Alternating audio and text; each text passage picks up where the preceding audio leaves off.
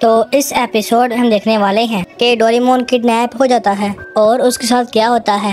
Let's go.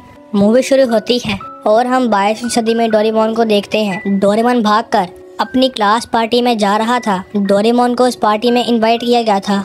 Doraemon उस party में जा रहा था लेकिन कोई उसको फॉलो भी कर रहा था। जब वो अपनी पार्टी में पहुंच गया था तो उसको पावरमोन मिलता है। डोरेमोन उससे मिलता है। पावरमोन बोलता है कि वो यहाँ का सबसे चालाक रोबोट है। डोरेमोन तो अपनी क्लास में फेल हो गया था। तभी एक बच्चे के हाथ से गुब्बारा छूटकर उड़ जाता है। पावरमोन अपना गैजेट निकाल कर उस गुब्बारे को पकड़कर बच्चे को वापस कर देता है, जबकि डोरेमोन तो अभी तक अपना गैजेट निकाल रहा था। डोरेमोन की हालत देखकर पावरमोन बोलता है कि तुम्हें अपने आप को रिपेयर करवाना चाहिए। फिर डोरेमोन क्लास पार्टी में आता है जहाँ पर वो एक पिंक रोबोट को देखकर वापस बाहर आ जाता है जो कि डोरेमोन की दोस्त हुआ करती थी।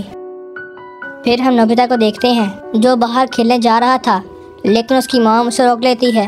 फिर नोबिता देखता है कि कल तो डोरेमोन की बर्थडे है तो वो इसके लिए गिफ्ट लेने का सोचता है और बाहर जाकर एक डोरा केक खरीदता है। रास्ते में उसको उसके दोस्त मिल गए थे। वो उनको बोलता है कि कल डोरेमोन का बर्थडे है और मैंने उसके लिए एक तोहफा लिया है और बोलता है डोरेमोन अपने बर्थडे के लिए खुश नहीं है। उसने मुझे एक बार बताया था कि उसे एमएस फैक्ट्री में बनाया गया था। जब वो तैयार हो रहा था तभी उस पर बिजली गिरती है और उसका एक स्क्रू टूट जाता है जिसकी वजह से डोरेमोन की क्वालिटी बाकियों से कम थी और वह किसी भी चीज़ में अच्छा ना था। वो हर चीज़ खराब करता था। उसको अपना मालिक भी ना मिल पाया लेकिन फिर एक छोटे बच्चे शिवाशी ने उसको सिलेक्ट किया। इसके बाद डोरेमोन काफ़ी खुश हुआ और डोरेमोन शिवाशी का ख्याल रखता है। फिर हम डोरेमोन को देखते हैं जो कि एक प्लेग्राउंड में था।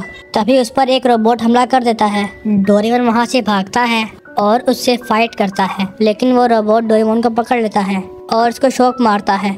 उसके बाद वो रोबोट डोरेमोन को पकड़ लेता है। यहाँ पर नोबिता और उसके दोस्त काफ़ी खुश थे और डोरेमोन की बर्थडे पार्टी का प्लान कर रहे थे। तभी वहाँ पर डोरेमी और शिवाशी आ जाते हैं। डोरेमी बोलती है डोरेमोन किडनैप हो गया है तो वो सभी लोग फ्यूचर के पुलिस डिपार्टमेंट में आ जाते हैं और वहाँ पर डोरेमोन के गुम होने की रिपोर्ट देते हैं। उसके बाद वो सब शिवाशी के घर आ जाते हैं और वो लोग टीवी पर रोबोट किडनैपिंग की न्यूज़ देखते हैं। ये किडनैपर्स रोबोट को किडनैप करते हैं और बाद में उनको सेल कर देते हैं, जिसको सुनकर सब परेशान हो गए थे। शिवाशी बोलता है कि वो किडनैपर्स रोबोट को किडनैप करके उनकी मेमोरी डिस्ट्रॉय करते हैं ताकि वो भूल जाएंगे कौन सा गैजेट इस्तेमाल करना है और जो भी उनकी मेमोरी में होता है वो सब कुछ। ये सुनकर नोबिता डर जाता है और बोलता है कि हम पुलिस की रिपोर्ट का इंतजार नहीं कर सकते। वो हमारा दोस्त है, हमें उसकी हेल्प करनी चाहिए। और वो सब डोरेमोन को ढूंढने के लिए निकल पड़ते हैं। यहाँ पर डोरेमोन एमएस फैक्ट्री में था जहाँ पर रोबोट्स बनते थे और ये वो इंसान था जो रोबोट को बनाया करता था। वो इंसान बोलता है कि मैंने सारे रोबोट्स को बिल्कुल ठीक बनाया था, बस तुम में एक खराबी आ गई थी। मैं तुम्हारे कलर और दिमाग को ठीक करूँगा ताकि तुम परफेक्ट बन जाओ। और बोलता है कि मैं 4 घंटों बाद तुम्हारा ऑपरेशन स्टार्ट करूंगा जब तुम्हारा बर्थडे होगा। यहाँ पर नोबिता और उसके दोस्त पावरमोन के पास जाते हैं। जियान और सुनियो गेम सेंटर में जाते हैं जहाँ नोबिता वगैरह पावरमोन के घर आ गए थे और उससे पूछते हैं क्या तुम्हें डोरेमोन का पता है। लेकिन पावरमोन को कुछ मालूम ना था और बोलता है चिंता मत करो, डोरेमोन किडनैप नहीं हुआ क्योंकि मार्केट में खराब रोबोट के पैसे नहीं मिलते। ये सुनकर नोबिता को काफ़ी गुस्सा आता है। जाने से पहले पावरमोन अपना एक डिवाइस नोबिता पर फेंक देता है। फिर वो सब पिंक रोबोट के पास आते हैं और उससे भी डोरेमोन के बारे में पूछते हैं। पिंक रोबोट बोलती है मैं भी नहीं जानती। उसके बाद डोरेमी को शिवाशी का कॉल आता है कि मुझे यहाँ पर कुछ मिला है। वहाँ पर जंगल तबाह हुआ था। आ जाते हैं और लकड़ी से एमएस लिखा हुआ था। ये देख के वो काफ़ी हैरान होते हैं। नोबिता को एयरगन मिलती है। जियान और सुनियो को एक औरत दिखती है जिसके बैग में कुछ था तो वो लोग इसका पीछा करते हैं और देखते हैं कि एक औरत सुनसान फैक्ट्री में जाकर वो बैग देती है। ये सब देख के वो काफ़ी हैरान थे और उन लोगों को रोबोट किडनैपिंग का पता लग जाता है। वो लोग उसका पीछा करते हैं और एक कारखाने में आ जाते हैं और फिर डोरेमी को कॉल करके बताते हैं। लेकिन तभी वो किडनैपर जियान और सुनियो को पकड़ लेते हैं। लेकिन जियान और सुनियो ने वहाँ की लोकेशन बता दी थी। वो लोग उस जगह पर जाते हैं जहाँ पर जियान और सुनियो थे और अंदर जाते हैं जहाँ पर वो देखते हैं कि किडनैपर्स ने जियान और सुनियो को किडनैप कर लिया है। तभी नोबिता और डोरेमी आ जाते हैं लेकिन वो लोग भी पकड़े गए थे। लेकिन पावरमोन और पिंक रोबोट वहाँ पर पुलिस को लेकर आ गए थे और नोबिता और उनके दोस्तों को बचा लेते हैं। पावरमैन बोलता है कि मैंने गैजेट की मदद से तुमको ढूंढा। पुलिस सब रोबोट्स को बाहर निकालती है जिनको किडनैप किया गया था। नोबिता डोरेमोन का वेट करता है लेकिन डोरेमोन वहाँ पर ना था। फिर डोरेमी पावरमैन को वो MS दिखाती है।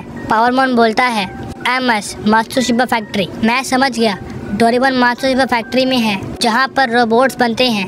उसके बाद वो सब लोग MS फैक्ट्री में जाते हैं और वहाँ पर एक गार्ड को मारकर अंदर घुसते हैं। उसके बाद वो लिफ्ट से ऊपर जाते हैं और रास्ते बनाकर आगे बढ़ते हैं। कुछ रोबोट्स उन पर हमला करते हैं लेकिन वो उनको पेल देते हैं। नोबिता वगैरह आगे बढ़ते हैं। आगे वो रोबोट आ जाता है। वो रोबोट शिजुका को पकड़ लेता है। शिजुका बोलती है तुम जाओ नोबिता। नोबिता मान जाता है और आगे बढ़ता है। जियान सुनियो वगैरह भी आगे बढ़ रहे थे। नोबिता डोरेमोन के पास आ गया था जहाँ पर वो इंसान डोरेमोन को चेंज करने वाला था। वो इंसान बोलता है तुम्हारे चेंज होने के बाद तुम्हारी मेमोरी भी मिट जाएगी और काम स्टार्ट करने वाला ही था कि तभी नोबिता आ जाता है। डोरेमोन बोलता है नोबिता ये मुझे चेंज कर रहा है तो मैं सब कुछ भूल जाऊंगा, तुम्हें भी। जिसको सुनकर नोबिता काफ़ी दुखी होता है और बहुत रोता है और ये लोग कुछ बातें वगैरह करते हैं और नोबिता बाहर आ जाता है। फिर उस इंसान को समझ आती है कि मेरे ख्याल से फैमिली बाकियों से इम्पोर्टेंट है, इसलिए मैं इस रोबोट को चेंज नहीं कर रहा। डोरेमोन तुम जा सकते हो।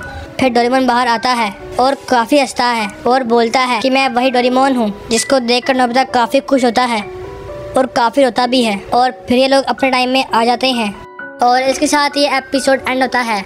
Bye bye.